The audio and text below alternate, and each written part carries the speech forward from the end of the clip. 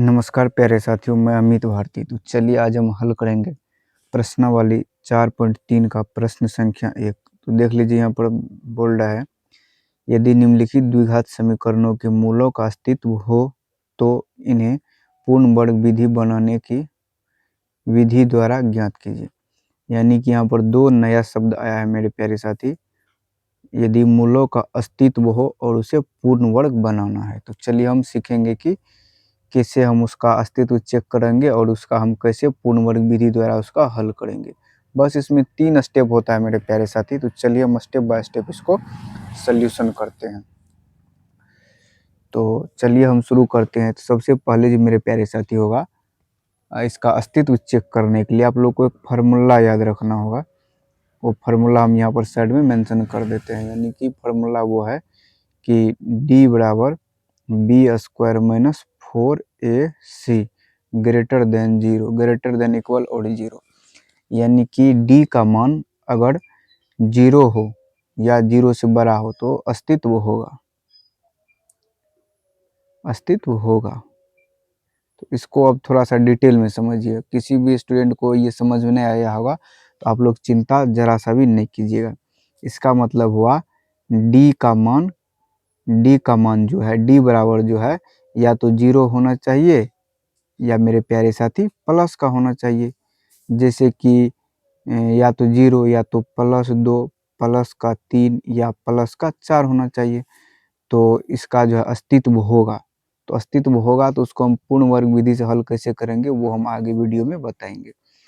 और एक ठो कंडीशन है मेरे प्यारे साथी, अगर d का मान जो है बी स्क्वायर माइनस 4ac अगर लेस देन 0 हो गया, यानी कि d बराबर अगर माइनस में आ गया तो उसका अस्तित्व नहीं होगा। तो यहाँ लिखेंगे अस्तित्व नहीं है।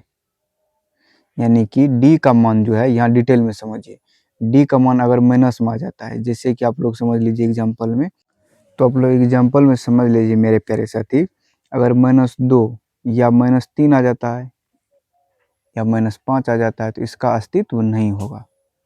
तो आई होप कि आप लोगों को ये पॉइंट आप लोगों को क्लियर हो गया होगा। तो चलिए हम इसको अब चेक करते हैं मेरे प्यारे साथी। d बराबर जो है, d बराबर होता है बी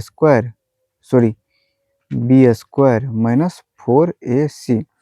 ये हो गया a और ये हो गया मेरे प्यारे साथी b और ये हो गया आपका c।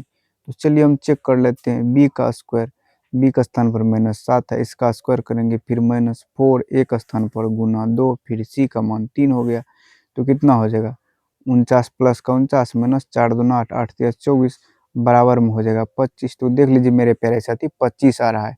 यानी डी का जो मान है ग्रेटर देन 0 और इक्वल, यानी कि डी का मान जो है 0 से बड़ा आ रहा है। तो ये वाला कंडीशन होगा, यानी कि अस्तित्व होगा। तो अस्तित्व होगा तो इसको हम पूर्ण वर्ग विधि से हल कैसे करेंगे, आप लोग उसको आप लोग जो है ध्यान से देखिएगा। बहुत सारे कोई टीचर जो होता है मेरे प्यारे साथी, मैं किसी का विरोध नहीं कर रहा, वो जो है ये फार्मूला लगा देता है। कौन फार्मूला लगा देता है, वो एक ठो फार्मूला लगा देगा -b plus minus root under B square minus 4ac बटा 2a का फार्मूला लगा देता है मेरे प्यारे साथी, जो कि यहाँ पर बिल्कुल गलत है। ये फार्मूला जो है मूल निकालने के लिए यूज होता है, ये फार्मूला गलत नहीं है, लेकिन ये सवाल में ये फार्मूला लगाना बिल्कुल गलत है। क्योंकि प्रश्न में साफ साफ लिखा गया है पूर्ण वर्ग विधि से हल कीजिए, जो कि ये पूर्ण वर्ग विधि का फार्मूला नहीं है। इससे मूल ज्ञात हो जाता है, यानी कि ये मूल ज्ञात करने के लिए फार्मूला यूज किया जाता है। यहाँ पर साफ लिखा गया है पूर्ण वर्ग विधि। अगर आप लोग इस प्रश्न को इस फार्मूला से बनाइएगा तो आपका प्रश्न गलत माना जाएगा। आंसर आ जाएगा लेकिन विधि गलत माना जाएगा। तो चलिए हम जानते हैं कि पूर्ण वर्ग विधि क्या होता है। तो थोड़ा सा सुन लीजिए। पूर्ण वर्ग विधि मतलब होता है कि x प्लस पी का होल स्क्वायर बराबर q आना चाहिए, यानी कि पूर्ण वर्ग होना चाहिए। बराबर उस साइड जो है पूर्ण वर्ग आना चाहिए, यानी कि जैसे कि 7/4 लिख दिए तो इसका तो पूर्ण वर्ग नहीं हो पाएगा अगर इसको हम रूट में लिख देते हैं। अगर हम लिख देंगे 25/4, इसको रूट में लिखेंगे तो इसका पूर्ण वर्ग आ जाएगा। 25/4 का पूर्ण वर्ग क्या आएगा, 5/2 आएगा। तो इस तरह से संख्या होना चाहिए, ऐसा संख्या होना चाहिए जिसका पूर्ण वर्ग आ जाना चाहिए। तो वही विधि बोल रहा है यहाँ पर मेरे प्यारे साथी, उसी विधि से इसको हल करना है। तो चलिए हम जान लेते हैं वह विधि क्या है। तो पहला स्टेप मेरे प्यारे साथी, क्योंकि इसका तो अस्तित्व है, क्योंकि हम लिखेंगे इसका अस्तित्व है, इसका अस्तित्व है, क्योंकि डी का जो मान है प्लस में आ गया है, तो इसका अस्तित्व होगा। तो अस्तित्व अगर है तो इसका हम लोग को क्या ज्ञात करना है, पूर्ण वर्ग विधि से मूल ज्ञात करना है। तो देख लीजिए, सबसे पहले प्रश्न को लिखेंगे 2x² माइनस 7x प्लस 3। थोड़ा सा टाइम मैं ज़्यादा लूँगा मेरे प्यारे साथी, उसके लिए आप लोगों को घबराना नहीं है, लेकिन मैं अच्छा से समझा दूंगा। प्लस 7x बराबर, इसको इस साइड ले जाइए, -3। अब मेरे प्यारे साथी देख लीजिए, पहला स्टेप हमने समझा दिया, हमने पहले बोल दिया था 3 स्टेप होता है। दूसरा स्टेप समझ लीजिए, x² का जो भी गुणांक होता है, x² का जो भी गुणांक, यानी कि x² में जो भी होता है उसे जो है कैंसिल करना पड़ता है। जैसे 2x² है ना, तो x² का गुणांक क्या है, 2। इसको हम कैंसिल करेंगे तो क्या करेंगे, 2 से भाग दे देंगे। 2 से भाग दे देंगे तो ये जो है ऑटोमेटिक कट जाएगा, यानी कि 2 जो है हट जाएगा। तो उसी को हम लोग को जो हटाना है, तो 2 को हटाने के लिए क्या करेंगे, 2 से सभी पदों में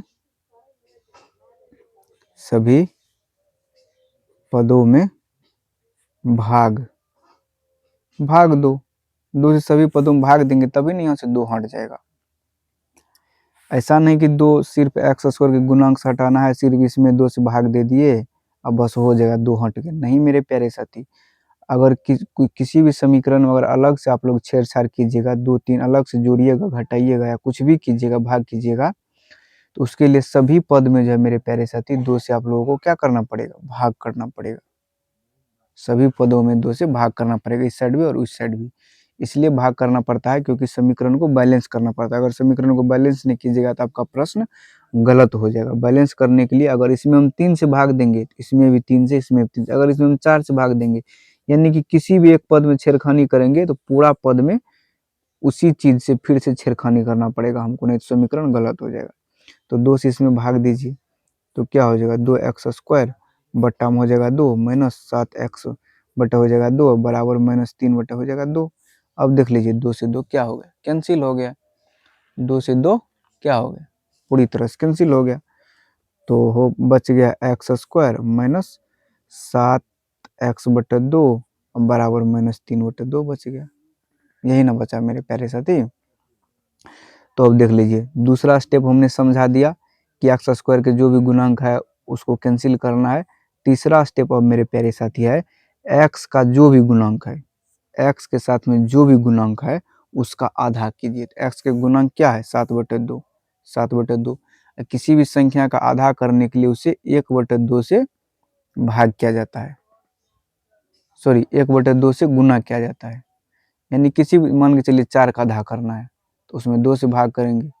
चाहे आप इसको ऐसे लिखिए या इसी को जो आप लोग जो है 4 गुना 1/2 लिखिए, तो बात तो एक ही न हुआ मेरे प्यारे साथी। तो 7/2 का आधा करना है तो 2 से भाग दे दीजिए, बात खत्म है। तो 2 से भाग दे करके जितना भी आता है उसका स्क्वायर कर दीजिए। उसका क्या करना है आप लोग को, ध्यान रखिएगा, स्क्वायर। यानी कि x का गुणांक जो भी है उसका आधा करना है और उसका स्क्वायर करना है। स्क्वायर करने के बाद दोनों साइड जो है उसको ऐड कर देना है, यानी कि जोड़ देना है। तो चलिए हम जोड़ देते हैं। तो जोड़ने के लिए हम क्या करेंगे, x² बटा हो जाएगा, सॉरी x² माइनस 7x बटा 2, ये जैसे है वैसे रहेगा मेरे प्यारे साथी। यहाँ जो x का जो भी गुणांक था उसका आधा करके जो स्क्वायर किए हैं, इसको दोनों साइड जो है बराबर के साइड और उस साइड भी दोनों को जोड़ना पड़ेगा, इसको दोनों साइड जोड़ना पड़ेगा। तो 60/2 का होल स्क्वायर जोड़ दिए।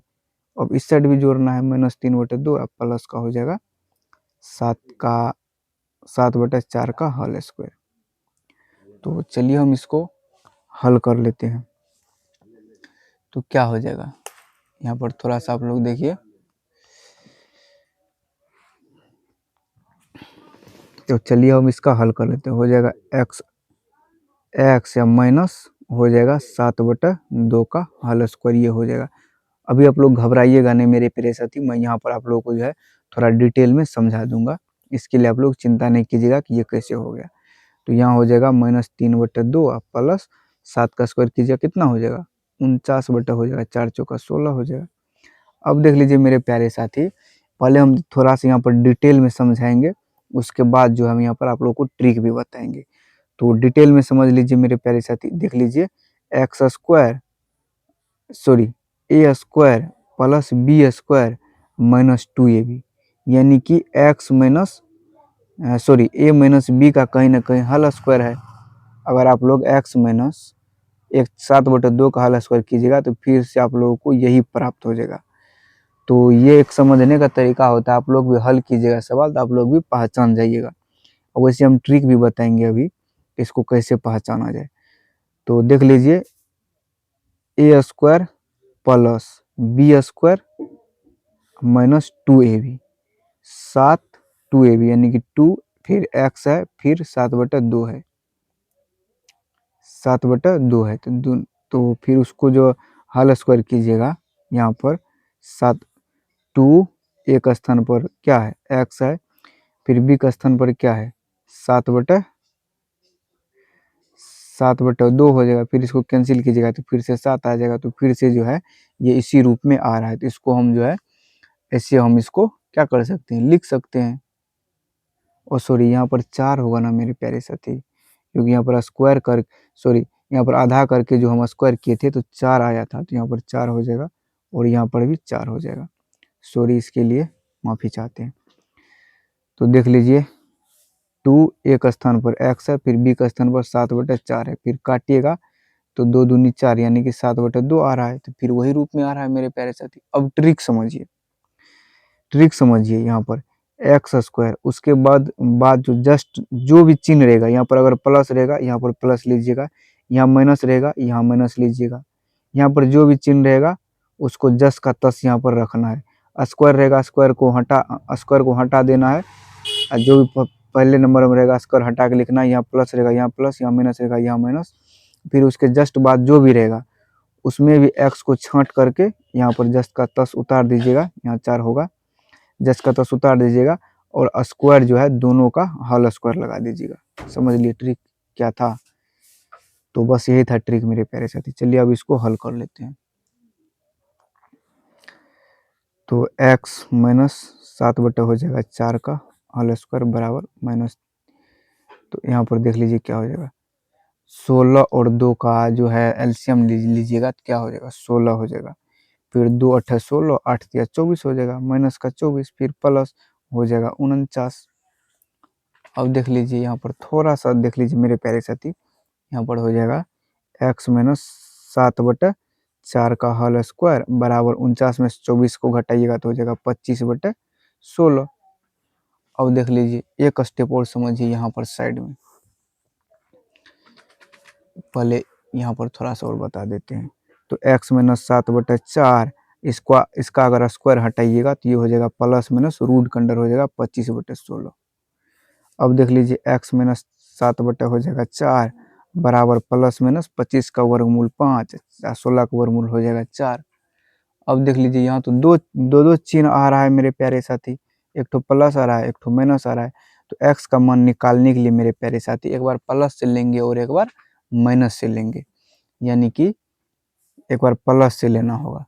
तो x बराबर जो हम यहाँ पर रखेंगे मेरे प्यारे साथी, x बराबर क्या हो जाएगा यहाँ पर समझिए, x बराबर एक बार प्लस हमको यूज करना है, क्या यूज करना है एक बार प्लस। तो x बराबर क्या हो जाएगा 7/4 इस साइड माइनस में, इस साइड जाएगा तो प्लस में हो जाएगा 7/4। इस साइड तो हम प्लस से लिए हैं क्योंकि यहाँ पर प्लस प्लस लिख चुके हैं, तो हम पहले भी बोल दिए कि एक बार प्लस का यूज करना है और एक बार माइनस का। तो प्लस का यूज करेंगे तो हो जाएगा प्लस का 5/4 हो जाएगा। अब इसका एलसीएम कीजिएगा तो कितना हो जाएगा 7 5 12/4 हो जाएगा, 4 तिया कितना हो जाएगा 12, यानी कि x का मान एक तो हो गया 3। अब जो है हम लोगों को माइनस का यूज करना है मेरे प्यारे साथी, एक बार प्लस और एक बार माइनस। तो x बराबर क्या हो जाएगा, इस बार इस साइड जो है 7/4 माइनस में था, इस साइड जो हो जाएगा प्लस में। फिर पहले तो हम प्लस का यूज कर चुके हैं, अब माइनस का यूज करेंगे तो माइनस हो जाएगा 5/4। इसका एलसीएम लीजिएगा हो जाएगा 4, यहाँ हो जाएगा 7, यहाँ हो जाएगा 5, 7 में से 5 घटाइएगा हो जाएगा 2, नीचे में हो जाएगा 4, 2 से काट दीजिएगा तो क्या हो जाएगा 1/2 हो जाएगा। तो फाइनली आपका जो है मूल हो जाएगा मेरे प्यारे साथी, मूल बराबर हो जाएगा 1/2, बस यही था आप लोगों का आंसर। थैंक यू मेरे दोस्त, आशा करता हूँ कि आप लोगों को सवाल समझ में आया होगा। अगर थोड़ा सा भी समझ में आया होगा मेरे प्यारे साथी, तो आप लोग हमें लाइक शेयर और सब्सक्राइब जरूर कीजिएगा। अगर आप लोग बिहार बोर्ड का तैयारी कर रहे हैं, 2027 का टारगेट है मेरे प्यारे साथी, तो हमको सब्सक्राइब जरूर कर लीजिएगा। तब तक के लिए जय हिंद।